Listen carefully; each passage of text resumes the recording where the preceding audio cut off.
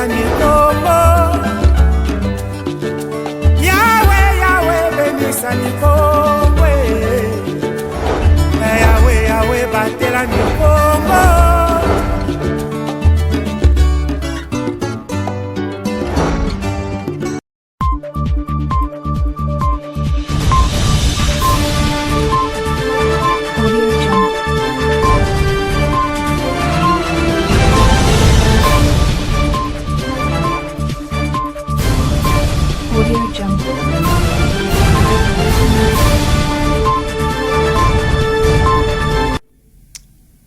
C'est de notre devoir sacro-saint de vous informer d'une manière fidèle et responsable, messieurs et dames. Salutations spéciales et bienvenue à cette session d'information. Ouvrons ce journal 24 heures après la réunion du bureau de l'Assemblée provinciale du Congo central. Les animateurs de deux premières institutions de la province se sont réunis le jeudi 9 avril 2026. Plusieurs points ont été inscrits à l'ordre du jour de cette troisième réunion interinstitutionnelle. Je vous propose de suivre la quintessence dans cet extrait du compte rendu fait par les rapporteurs adjoints de l'organe délibérant, le député provincial de Lukula, Gulan Mpanju Nchassa. Suivant. Nous avons tenu notre troisième réunion interinstitutionnelle. Au cours de cette réunion, 4 points ont été abordés. Le premier point concernait l'adoption des différents PV des réunions précédentes. En deuxième point, nous avons abordé les points relatifs aux recommandations de l'inspection générale des finances. Vous savez que l'inspection générale des finances a contrôlé la province du Congo central et à l'issue de ce contrôle, il y a eu des recommandations qui ont été faites au gouvernement provincial et à l'Assemblée provinciale. Donc il était question aujourd'hui pour les gouverneurs des provinces de mettre à la disposition du bureau de l'Assemblée les recommandations de l'IGEP et voir ensemble quelles sont les réponses à apporter à ces différentes recommandations. Mais ce qui est à signaler à ce stade, c'est la recommandation qui concerne la rétrocession des recettes pétrolières.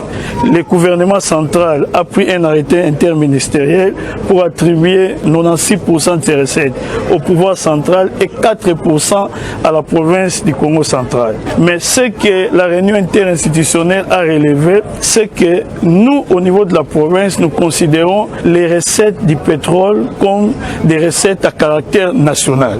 Et si ce sont des recettes à caractère national, la répartition est constitutionnelle. La province doit avoir 40% et le pouvoir central 60%. Au troisième point, on a parlé de la conférence des gouverneurs. Nous avons décidé de mettre en place un comité d'organisation qui sera composé des membres du gouvernement provincial et de l'Assemblée provinciale pour que l'organisation se déroule dans les meilleures conditions. Et les lieux décidés pour l'organisation de ces assises, ça sera le nouveau siège de l'Assemblée provinciale. Au dernier point, on a abordé les points relatifs à la décrispation du climat politique en province. Comme nous allons recevoir les autorités au mois de décembre, il faudrait que la situation se calme même sur le plan politique. Et pour ce faire, il y a certaines mesures qui ont été prises ici, qui vont être communiquées aux députés provinciaux, aux membres du gouvernement provincial pour décrisper la situation politique. Et changeons de chapitre dans cette session d'information. Non à l'exploitation des enfants. Matadi était le thème traité lors de l'atelier organisé par l'association des motocyclistes du Congo central ensemble avec ses partenaires du réseau routier appuyé par le Bureau international des droits des enfants IBC le mercredi 1er avril 2026 à l'hôtel Safari situé à Boulmo dans la commune de Matadi. Cet atelier était destiné aux transporteurs, conducteurs, voitures, bis et motos. Les détails dans ce reportage de Ronsard Condé. Suivant. Le mercredi 1er avril 2026, l'association des motocyclistes du Congo central, AMOCOC en sigle, et ses partenaires du réseau routier, notamment ASECO, ASER, ANESR et ACHACO, ont tenu un atelier de formation avec les membres du réseau d'AMOCOC à l'hôtel Safari de Bouima, dans la commune de Matadi, avec pour thème « Non à toute forme d'exploitation des enfants à Matadi ». Bamo Bamonekene, coordonnateur d'Amokok, nous en parle sur cet atelier et sur les deux types d'exploitation des enfants. C'est un projet ensemble avec l'IBC, NEM, non à l'exploitation des enfants dans la ville de Matadi. Nous avons l'exploitation sexuelle et nous avons l'exploitation économique. Les amis ont été sensibilisés par rapport à cette thématique de l'exploitation. Parce que nous les vivons ici dans la ville de Matadi. Alors, la République démocratique du Congo, ensemble avec l'IBC, veut réduire ces fléaux dans la ville de Matadi, dans le secteur des transports, en collaboration avec l'Amokok. Signalons que ce projet, non à l'exploitation des enfants à Matadi, appuyé par le Bureau international des droits des enfants, IBCR, se fonde sur quelques principales activités, entre autres l'organisation des 3 réunions préparatoires de la mise en œuvre du projet, la sensibilisation des 140 membres des comités des 14 parkings à Mokoko, la sensibilisation des 56 membres des structures du réseau ASECO, ASER, ANESR et ACHACO, l'organisation des 3 caravanes motorisées à travers les artères de la ville et sensibiliser 2500 conducteurs, chauffeurs et motocyclistes, la mise en place et rendre opérationnel un groupe WhatsApp pour la diffusion des critères de détection et enfin l'organisation de 6 réunions mensuelles de suivi et une réunion de fin projet. Rappelons que c'est pour la deuxième fois qu'Amokok et ses partenaires tiennent ces genres d'ateliers pour ce même projet en cette même année de 2026. Et restons toujours dans ces mêmes chapitres. L'exploitation des enfants est une réalité vécue au quotidien par la population. C'est dans ces cadres que l'atelier s'est penché pour donner quelques indices, situations qui relèvent des signes d'exploitation. Quoi faire en cas de constatation de cette situation, à qui signaler et comment signaler? Suivant Bamo Bamonekene, coordonnateur de l'Amokok Congo central et formateur. Un motocycliste qui va abuser une fille de moins de 18 ans. L'exploitation sexuelle. Un papa, il a beaucoup d'argent, il veut abuser un enfant, une fille qui étudie, qui a 14 ans. Vous voulez l'abuser. C'est l'exploitation sexuelle. Mais par rapport à l'exploitation économique, vous allez constater qu'un papa qui a son congélateur à la maison, il a engagé ou bien il a pris les enfants moins de 18 ans pour vendre de l'eau. Qu'est-ce que nous le remarquons dans nos parkings? Bana bazoteka bamai, bana bazoteka basafu, bambala, les enfants. C'est l'exploitation économique. Au lieu que ces enfants puissent étudier, mais vous les avez pris pour que ces enfants puissent vous vendre de l'eau. Pour que ces enfants puissent vous vendre les malas. C'est l'exploitation. Et à la fin, vous allez les payer. Mais l'argent que vous allez donner à ces enfants, papa, tantôt 5 000 francs par mois, 8 000 francs par mois. Chose qui ne pouvait pas se faire si l'adulte faisait ce travail sur la voie. Les motocyclistes sont obligés maintenant, pour diminuer ces flots, pour diminuer ces problèmes dans la ville de Matadi, ils doivent dénoncer ou nous apporter des informations par rapport à ça. Dans les jours à venir, ensemble avec la police pour la protection des enfants, nous allons juste voir ensemble avec eux comment faut-il leur donner une fiche d'information pour que les informations nous parviennent, nous étant que la coordination, et pour que les mêmes informations arrivent au niveau de la police, pourquoi pas au niveau national de l'IBC.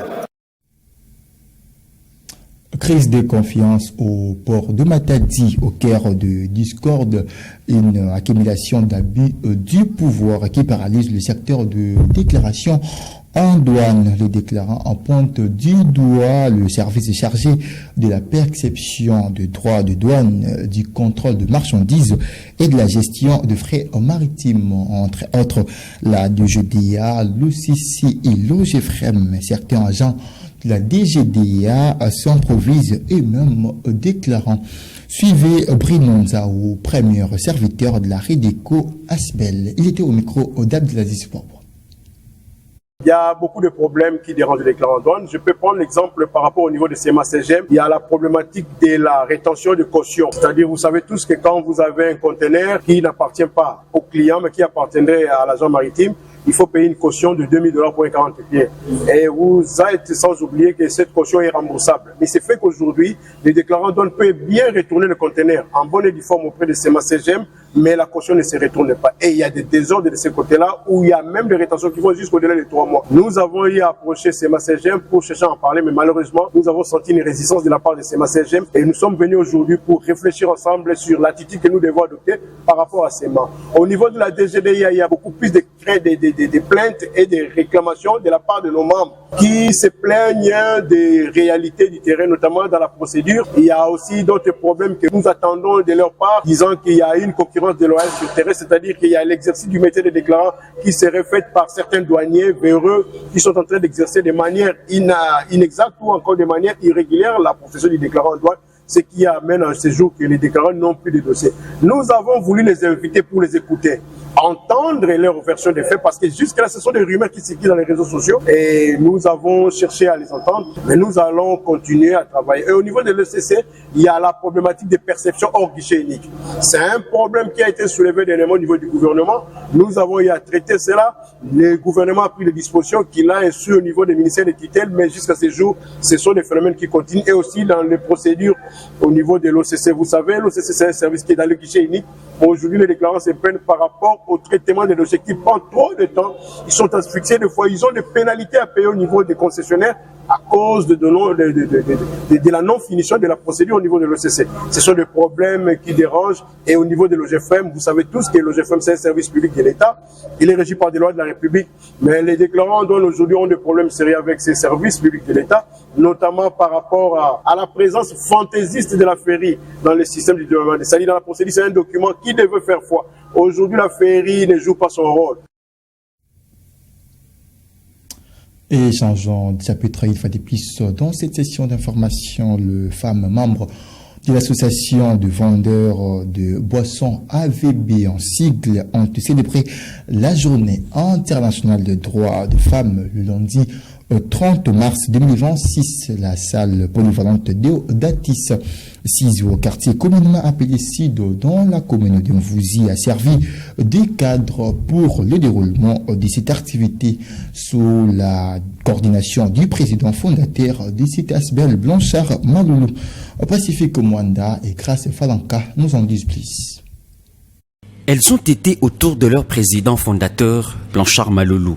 Les femmes membres de l'ASBEL, Association des vendeurs de boissons, AVB en sigle, ont célébré la Journée internationale des droits des femmes le lundi 30 mars 2026. Ces assises se sont déroulées dans la salle polyvalente des Hauts-d'Atis, 6 au quartier communément appelé Sud, dans la commune de Mvouzi.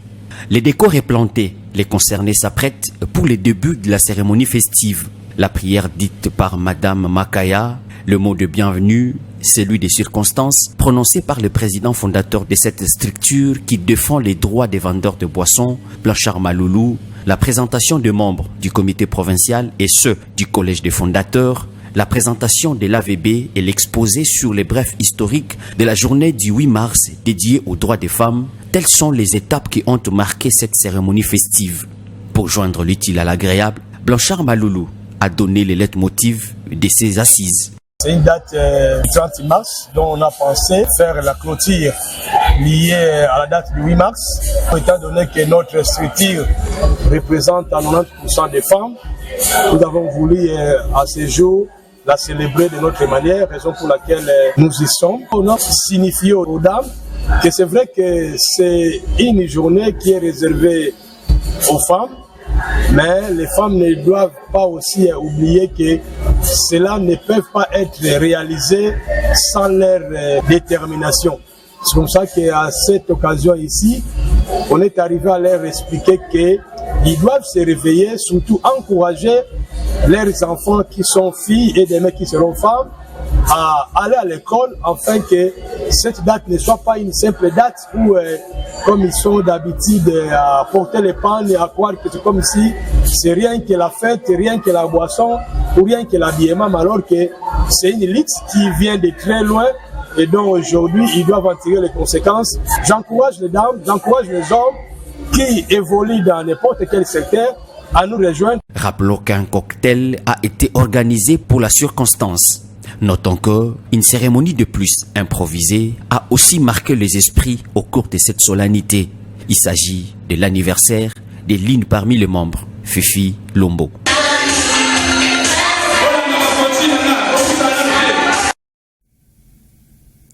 Parlant de l'actualité dans la capitale congolaise, le présumé auteur d'un braquage ont été présentés dans la nuit du jeudi 9 avril 2026 au vice-premier ministre en charge de l'Intérieur, Jacquemin Chabani, au commissariat provincial de la police nationale congolaise à Kinshasa. Ces suspects ont été exhibés en présence de pièces à conviction par les commissaires divisionnaires à l'issue d'une opération menée avec rapidité par les forces de l'ordre le même jour. Les détails dans ce propos choisis pour vous par la rédaction.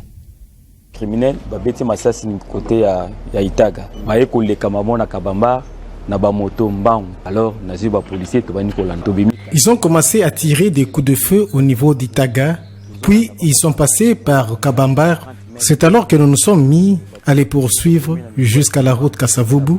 On était distancés de 40 mètres avec eux, nous sur des motos et aussi eux sur les motos. C'est au niveau du pont Kasavubu qu'on a vu un pick-up de la police sortir. Nous les avons fait signe de nous donner un coup de pouce. Ensemble avec eux, nous avons poursuivi ces criminels jusque sur le boulevard Triomphal. Un groupe de criminels sont descendus devant le nouveau portail du stade des Martyrs et ont commencé à tirer à bout portant. C'est ainsi que moi et mon équipe, ainsi que les conducteurs de la moto, nous sommes arrêtés et ont commencé à ramper tout en répliquant. C'est dans cette panique que nous avons commencé à les attraper. L'autre qui voulait s'échapper fut attrapé. Il a voulu même être lynché par la population, ni était notre intervention. C'est ainsi qu'on les a récupérés.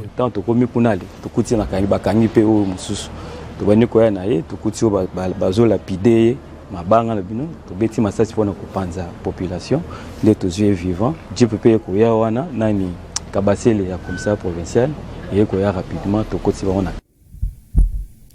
On reste encore une fois sur ces dossiers du braquage. La victime, un cambiste, après avoir appris la nouvelle de l'arrestation de ce bourreau sur les réseaux sociaux, il s'est présenté à la police afin de charger ces malfrats. On le suit également dans ses propos. Opération Salami Lelo, ngai shop nangeza na Louva Bakongo. C'est aujourd'hui que cette action s'est produite. J'ai mon shop à Louvaba Congo. C'est vers 17h que j'ai fermé mon shop. Je suis cambiste. J'ai fait aussi des opérations de M-Pesa et autres services mobiles. À 17h, lorsque j'ai fermé, les bandits sont apparus vers Kofina Chouapa. Ils ont commencé à tirer des coups de feu. Ils m'ont ravi mon sac d'argent. J'ai voulu me défendre, mais ils ont réussi à prendre tout ce qui était sur moi. En s'en allant, ils tiraient en l'air. C'est ainsi que la population s'est mise à les poursuivre. Malheureusement, j'ai perdu leurs traces. C'est lorsque je suis arrivé à la maison qu'on m'informe que ces criminels ont été arrêtés. Ils ont été conduits à la police. C'est ainsi que je suis venu les décharger. Je réclame qu'ils me retournent mon argent. Dans les vidéos qui circulent sur les réseaux sociaux, l'homme qui est couché par terre, c'est bien moi. J'ai même des blessures sur moi. Et puis la police a ça à musala nae. Otolinga mbongo nyonso bakena on. Fait dans Facebook na moni ba lien wana ba publier ngande mutu na lala kina mabele bazo fouiller nga. Moni ba pasoli nga même ba bilamba, aza même na ba pota, aza même na ba pota yango yo. Ngande na lala kina mabele bazo bebisanga ba porte-monnaie na ba téléphone na kata ba poche. Voilà, c'est par ici que ces journal dure complètement ces rideaux. Messieurs et dames, merci d'avoir été les nôtres et bonne suite de programme. Au revoir.